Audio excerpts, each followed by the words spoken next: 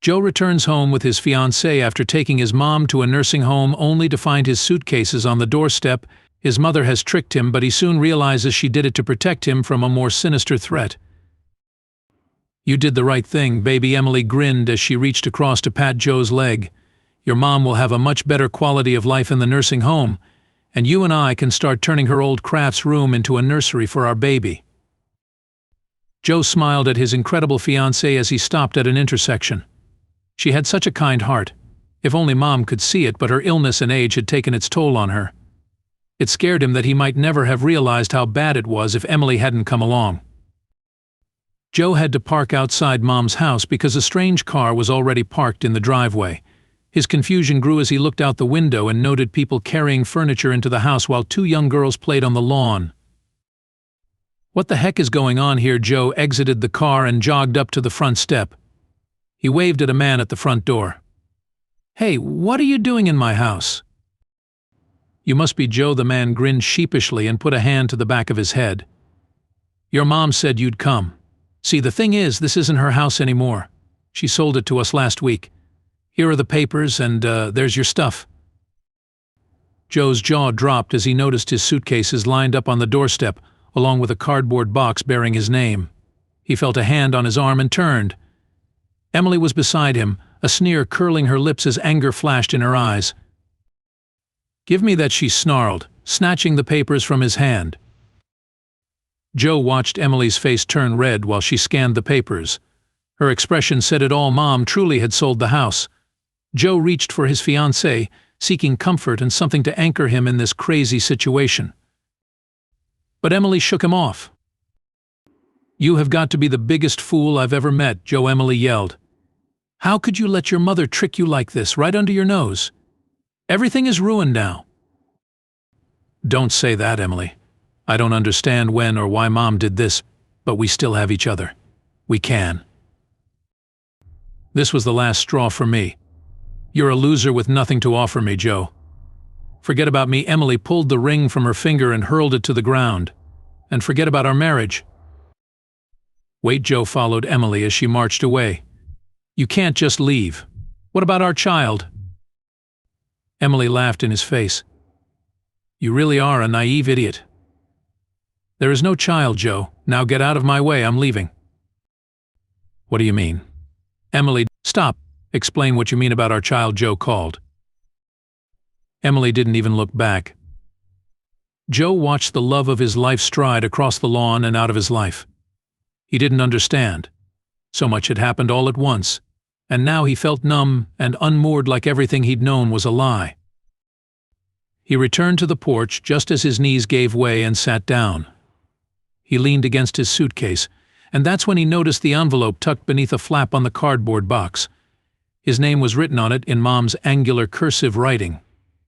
He opened it and found a letter. "Dear Joe,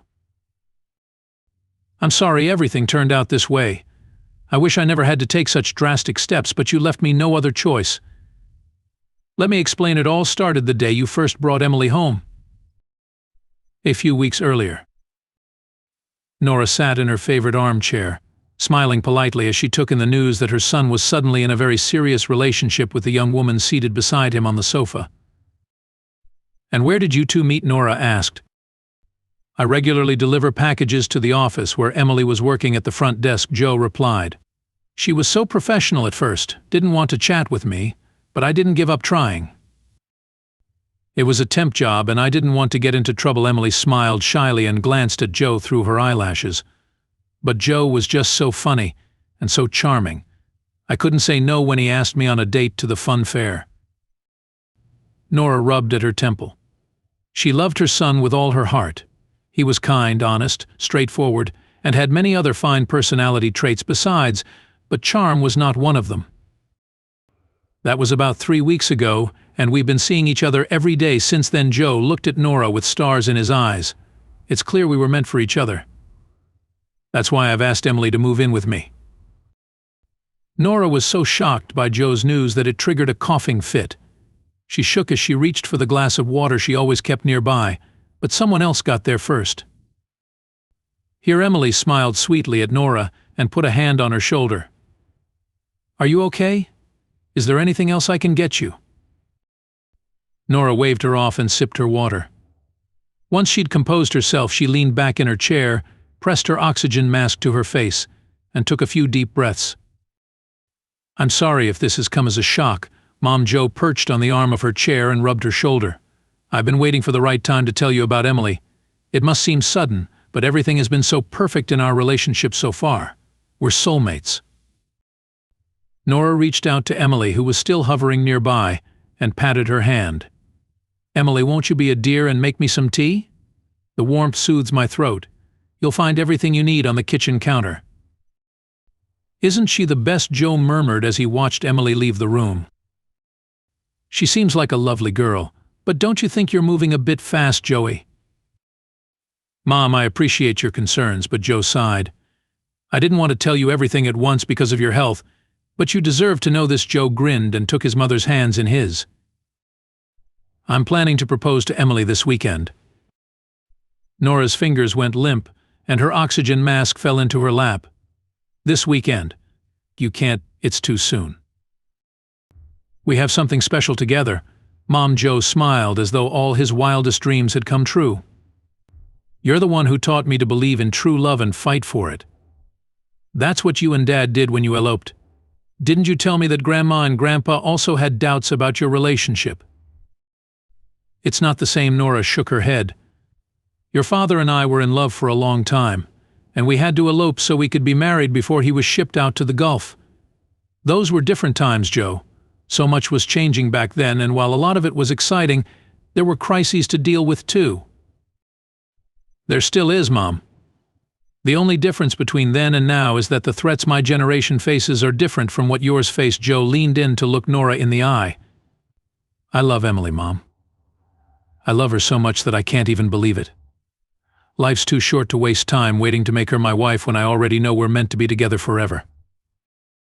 Nora sighed. She still felt uncertain, but it was clear that Joe and Emily were deeply in love, and he would propose no matter what she said. She and Joe's father had done the same thing when his parents forbade him from marrying her. "All right," Nora said. "She's welcome to move in here, but don't you get any ideas about eloping? I want to be there when my son ties the knot." Joe beamed with delight and promised Nora he wouldn't marry Emily without her. Nora quietly breathed a sigh of relief. She still doubted Joe's decision, but she wished him nothing but happiness and hoped he'd prove her wrong. Emily moved in the next day, and Nora was surprised to realize how much they had in common. She just about fell out of her chair when she was knitting that evening, and Emily sat down beside her with her own needles and yarn. "I hope you don't mind me joining you." Emily smiled shyly. "I've recently taken up knitting, and I thought maybe we could chat a little and knit together. I'd sure appreciate it if you could give me some tips on maintaining my tension."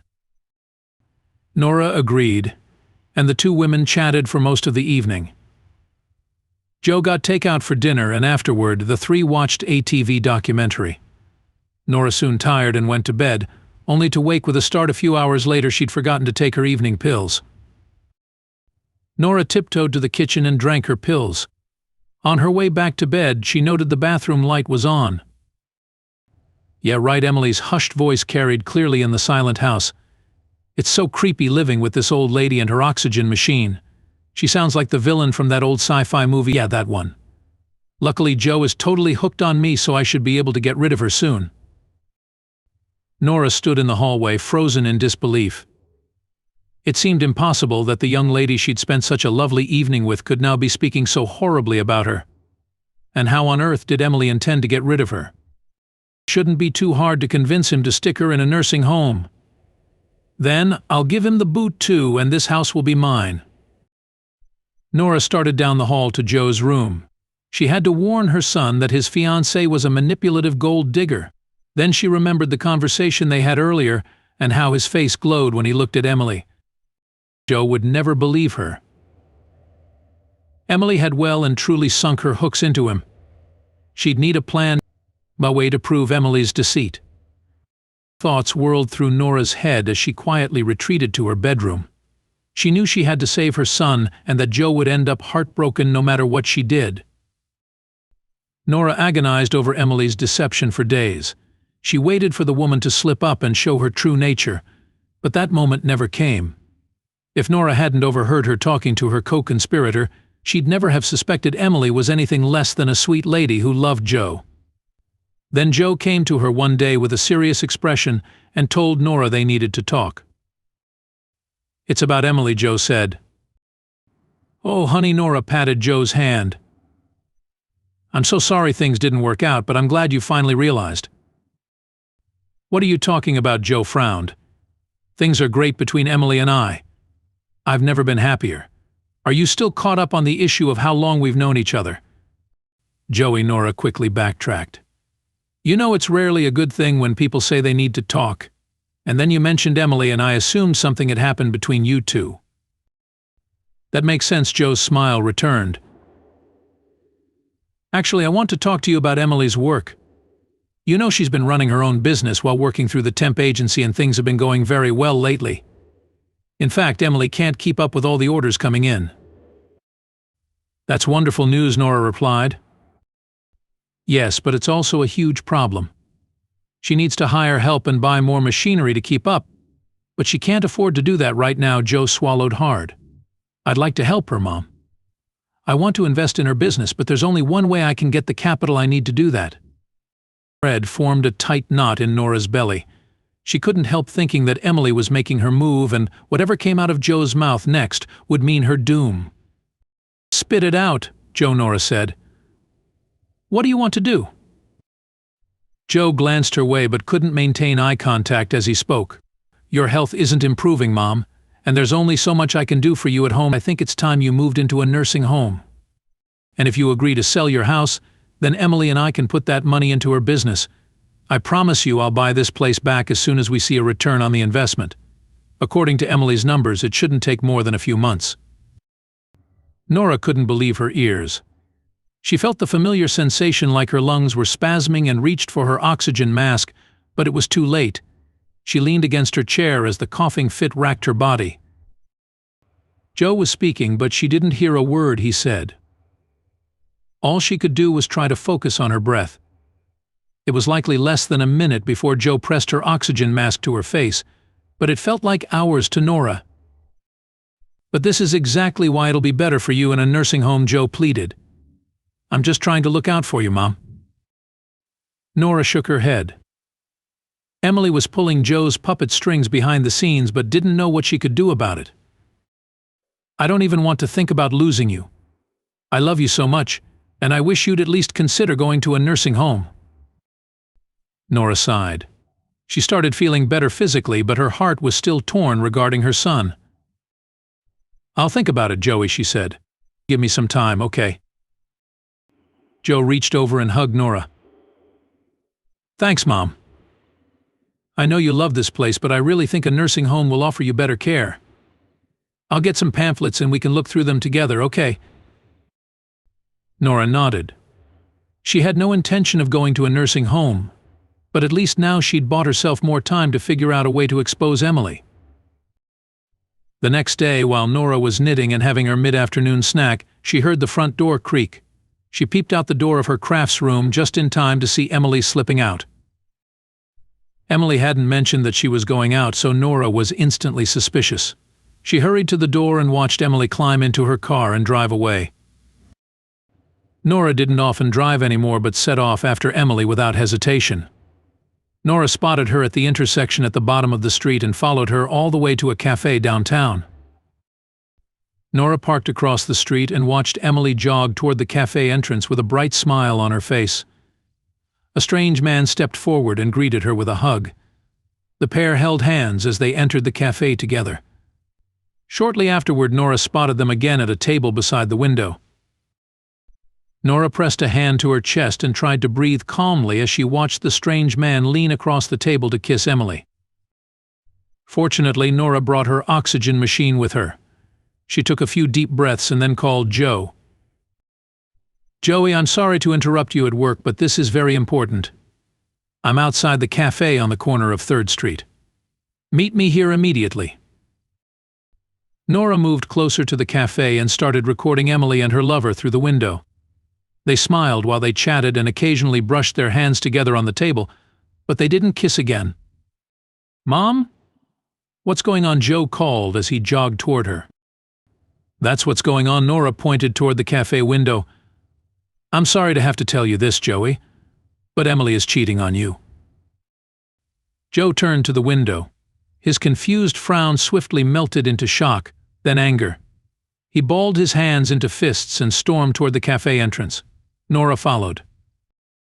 "What the heck is going on here?" Joe thumped his palms down on the table where Emily and her lover were seated. "How long have you been seeing this chump behind my back, Emily?" Emily and the man both jumped in fright when Joe confronted them, then Emily burst into tears. "What? You think I'm cheating on you?" She stood and shoved Joe's shoulder. "How could you, Joe?" "I saw you holding hands and kissing." Nora moved closer. "He's my cousin." "God, Nora." It was a peck on the lips. Emily turned to Joe. "I know a kiss like that is a big deal out here, but I grew up in New York and that's how we always greeted family." "Your cousin," how Joe turned to the guy. "And why haven't I heard of this cousin?" Because Emily put a hand to her forehead and sighed. "Because I was ashamed, okay? I've worked real hard to make a success of myself, and I didn't want you to know the poor side of my family. If you still don't believe me, I'll show you proof of how much I love you." Emily wiped the tears from her eyes and reached into her bag. She removed a pregnancy test and showed it to Joe. "I didn't want to tell you like this, but you're going to be a daddy, Joe. Our baby is growing inside me, and if you think that I'd cheat on you while I'm pregnant with our child—" Emily's words were cut short as Joe swept her into his arms. Nora couldn't believe what she was seeing.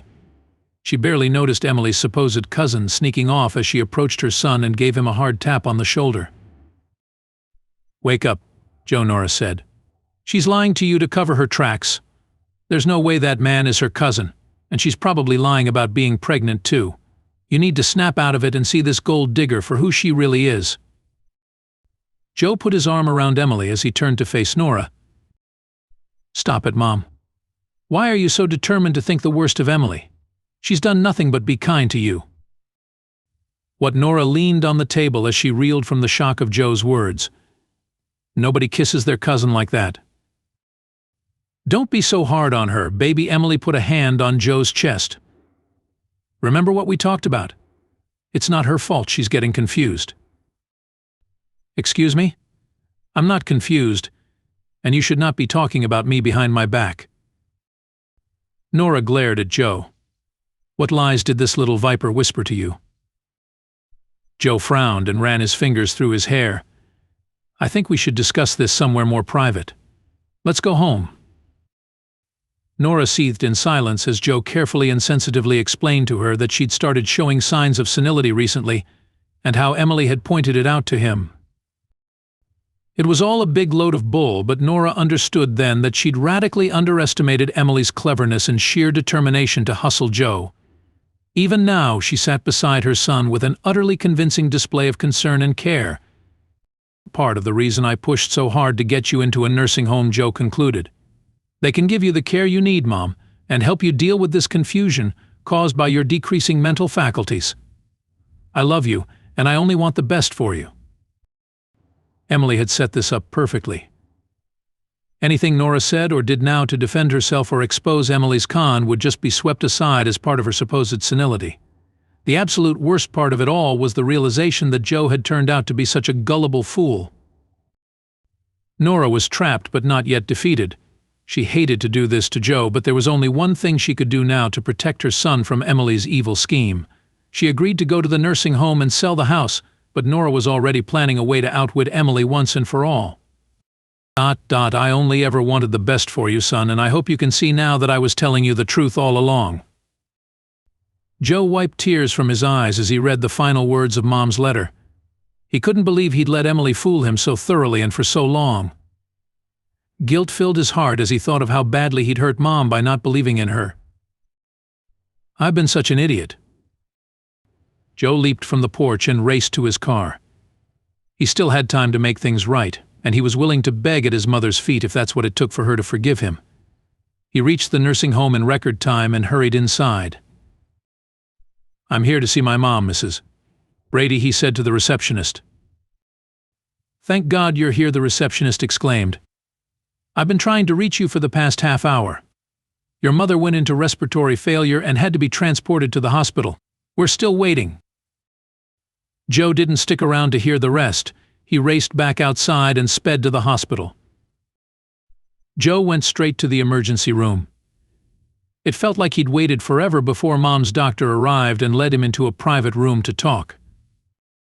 "How is she doing, Doc?" Joe asked as the doctor shut the door. "When can I see her?" "I'm sorry, Joe, but your mother didn't make it. We did everything possible to save her, but it wasn't enough. Her condition was under control." The doctor shook his head. "She was stable for a long time, but her health started deteriorating recently. She was supposed to come in for treatments, but she never showed." Joe sank into a chair and put his head in his hands. He was too shocked to cry, too shocked to know where even to begin processing his emotions and thoughts. In the space of a few hours, his whole world had come crashing down, leaving him buried in the rubble of the happy life he'd once known. His phone, vibrating in his pocket, snapped him out of his numb disbelief. He noted the series of missed calls from the nursing home on his notification bar, along with a text message from his bank. Mom had transferred $500,000 to his account. Where ... the house. It had to be the money she received from selling the house. Despite all his bad choices and screw-ups, Mom had looked out for him to the end. It broke his heart to realize that he hadn't done the same for her.